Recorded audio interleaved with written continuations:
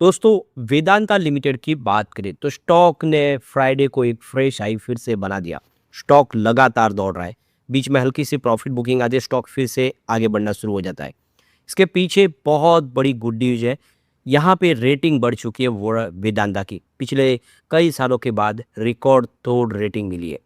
तो एक तरफ तो डीमर्जर हो रहा है और इस डीमर्जर को वेलकम किया गया सबकी तरफ से, चाहे वो एनालिस्ट हो, मार्केट के जानकार हो, इस सेक्टर से संबंधित हो, या फिर इसके इन्वेस्टर हो, इसके शेयर हो, सबको पसंद आया इसका डीमर्जर। डीमर्जर के बाद वैल्यू अनलॉक होगी।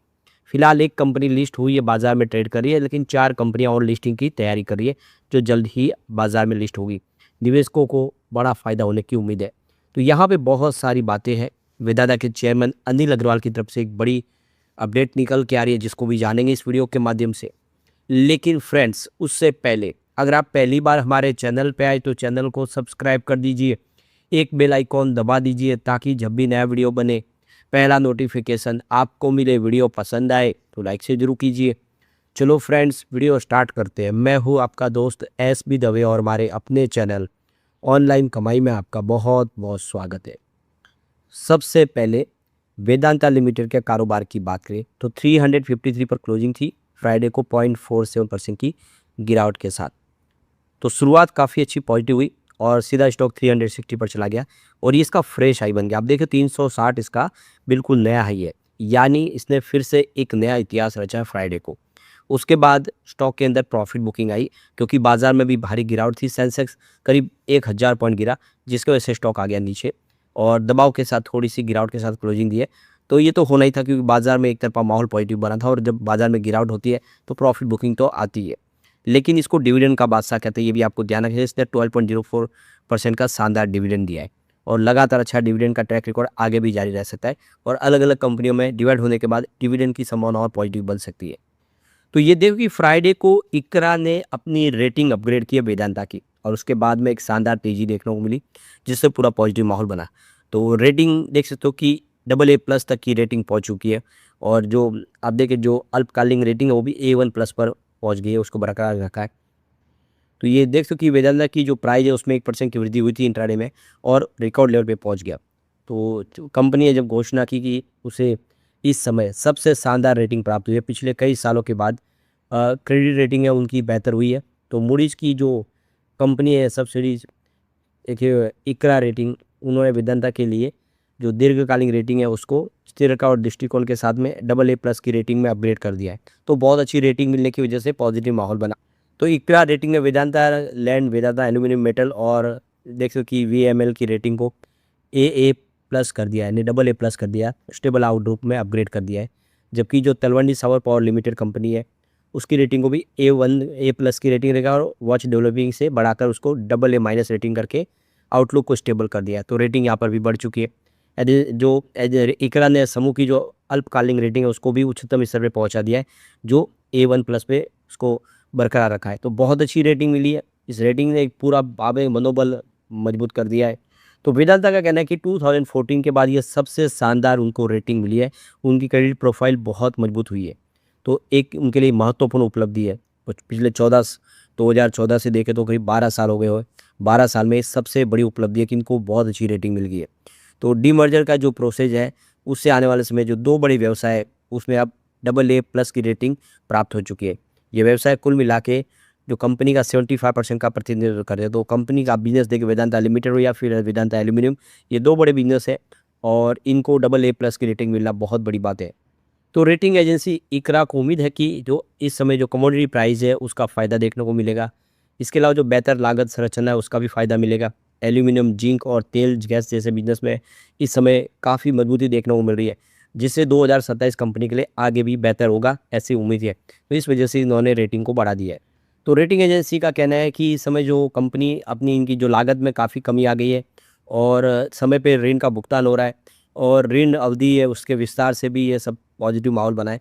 तो इकरा ने वित्त वर्ष 2026 में वेदांता की औसत ब्याज लागत में 200 अंकों की गिरावट आई है, जिससे उसके ऋण चुकाने की क्षमता काफ़ी मजबूत हो गई है और प्रमोटर स्तर पर भी इन्होंने जोखिम है उसको काफ़ी कम कर लिया है। तो इस हिसाब से बड़ा पॉजिटिव माहौल बन चुका है। तो इकरा ने यहाँ पे बेहतर वित्तीय स्थिति के कारण देखें तो इसमें एक तरह से जो रेटिंग के ऊपर जो वॉच की स्थिति उसको हटा दिया, यानी अब उसका वो ध्यान नहीं रखेंगे क्योंकि कंपनी ऑलरेडी बहुत अच्छा करती हुई दिखाई दे रही है। वेदांता जस्ता चांदी, एल्यूमिनियम, तांबा, निकेल, लोहा और तेल, गैस, बिजली उत्पादन से सभी सेक्टर में काम करने वाली खिलाड़ी है और सारे सेक्टर अब अलग होने जा रहे हैं। अब जो बड़ी अपडेट निकल के आ रही है, ओडिशा के सीएम के साथ में वेदांता के चेयरमैन अनिल अग्रवाल ने बातचीत की है। तो ये देख सकते हो कि यहाँ पे बहुत सारे प्रोजेक्ट कंपनी शुरू कर रही है, तो इन प्रोजेक्ट को लेकर यहाँ पे इन्होंने सीएम के साथ में बातचीत की है। तो ये देख सकते हो कि श्री आप देखिए मोहन चरण मांझी जो चीफ मिनिस्टर है, आप देख सकते हो कि उड़ीसा के, उनके अनिल अग्रवाल साथ में बातचीत हुई है और इसमें देख सकते हो कि इन्होंने उड़ीसा के अंदर करीब 1 लाख करोड़ रुपीज़ के निवेश का ऐलान किया है, यानी भारी भरकम निवेश करेगी उड़ीसा के अंदर अनिल अग्रवाल की कंपनियां। तो इससे आप देखिए एक बड़ा मेजर इन्वेस्टमेंट मिलने वाला है अनिल अग्रवाल के माध्यम से। तो वेदांता यहाँ पे देखिए 60 लाख टन कैपेसिटी वाला एल्यूमिनियम रिफाइनरी रायगढ़ डिस्ट्रिक्ट में लगाने जा रहे हैं। इसके अलावा 30 lakh ton capacity aluminium smelter देखिए कि ये देन कलान कैनाल में लगने जा रहा है और दूसरी तरफ 6000 मेगावाट की कैपेसिटी का पावर प्रोजेक्ट है वो देखो कि दनाल दन कैनाल डिस्ट्रिक्ट के अंदर लगने जा रहा है। तो इस तरह से बहुत सारे प्रोजेक्ट शुरू होने जा रहे हैं। इससे वेदांता का बिजनेस भी बढ़ेगा, वेदांता को इसका पूरा फायदा होगा। तो सबसे अच्छी गुड न्यूज़ है कि जो लैंड एलोकेशन है स्पेशली जो पावर प्रोजेक्ट के लिए जो, और इसके अलावा जो स्मेल्टर जो देन कैनाल में हो रहा है उसके एल्यूमिनियम प्रोजेक्ट के लिए, और ये देखिए आप देखिए लैंड मिल चुकी है, तो अब जल्दी यहाँ पे काम शुरू होगा और आने वाले समय इससे वेदांता की कैपेसिटी बढ़ेगी। वैसे भी चेयरमैन की तरफ से कहा गया कि इंडिया के अंदर हमें खनिज दोहन का मौका मिलना चाहिए ताकि हम जो दूसरे देशों में निर्भर है उसको कम कर सके, इंपोर्ट हमारा कम हो और इंडिया की स्थिति बदले, सेहत बदले। एक बड़ी अपडेट और निकल के आ रही है, अरुण मिश्रा का जो टेन्योर कंप्लीट हो रहा था उसको बढ़ा दिया गया 2 महीने के लिए। तो ये देखो कि यहाँ पे अरुण मिश्रा जो उनका टेन्योर था एग्जीक्यूटिव डायरेक्टर के तौर पे 2 महीने के लिए बढ़ा दिया गया है। तो 1 जून 2026 से लेकर अभी 31 जुलाई 2026 तक वो कंपनी में सेवाएं देंगे। फिलहाल शेयर होल्डर की अप्रूवल लेनी होगी। तो बोर्ड ऑफ डायरेक्टर की तरफ से एक मौका दिया गया कि उनकी जो लीडरशिप है बहुत अच्छी है और इस समय जब डीमर्जर का कंप्लीट प्रोसेस चल रहा है उनकी आवश्यकता है, तो इसीलिए बोर्ड ऑफ डायरेक्टर में उनको जगह दी गई है। तो इससे पहले देखो सीईओ थे वो, अभी वो वेदांता जिंक बिजनेस के सीईओ है और इससे पहले हिंदुस्तान जिंक के अंदर उन्होंने अपनी सेवाएं दी थी जो ऑलरेडी वेदांता लिमिटेड की सब्सिडीज कंपनी है, वहाँ से अब ये सीईओ के तौर पे वेदांता जिंक पे है। तो काफ़ी अनुभवी व्यक्ति है। अरुण मिश्रा की बात है तो ये डायरेक्टर के तौर पे 1 अगस्त 2023 से सेवाएं दे रहे हैं और 35 ईयर का उनके पास पूरा अनुभव है। काफ़ी सारी उन्होंने अच्छी जिम्मेदारी निभाई। टाटा स्टील में उनकी काफ़ी बड़ी पोजीशन थी, वाइस प्रेसिडेंट रॉ मटेरियल के डिवीजन में थे। तो इसका फ़ायदा देखने को मिलेगा। इसकी वजह से कंपनी ने फैसला किया, उनके टाइम को बढ़ा दिया है जिससे आने वाले समय बेहतर बेनिफिट मिलेगा कंपनी को भी। अब हर किसी का इंतजार है लिस्टिंग का। हर कोई चाहता है कि ये 4 जो कंपनियों के शेयर उनको मिले वो बाजार में लिस्ट हो तो फिर उनके हिसाब से वो भी ट्रेड करे या उसको ले या बेचे। तो नेक्स्ट मंथ में इसकी लिस्टिंग की संभावना बन चुकी है, यानी जून महीने में लिस्टिंग हो जाएगी। ये चेयरमैन अनिल अग्रवाल की तरफ से बयान निकल कर आया है। तो सारा प्रोसेस तेज़ी से आगे बढ़ाया जा रहा है और पूरी तरह से लिस्टिंग जून में करने की तैयारी है, यानी हो सकता है मिड जून में हो। आने वाले 15 से 20 दिन में लिस्टिंग हो सकती है और इससे निवेशकों को ज़बरदस्त फायदा हो सकता है। फिलहाल वेदांता लिमिटेड लगातार रोज नए हाई बना रहा है। लेकिन फ्रेंड्स, कोई भी इन्वेस्टमेंट करने से पहले अपने फाइनेंशियल एडवाइजर से एडवाइस ले ले या अपना खुद का रिसर्च करें, क्योंकि मैंने वीडियो आपके एजुकेशनल पर्पज़ के लिए ही बनाया। वीडियो पसंद आए तो लाइक से जरूर कीजिए और चैनल को सब्सक्राइब कर दीजिए।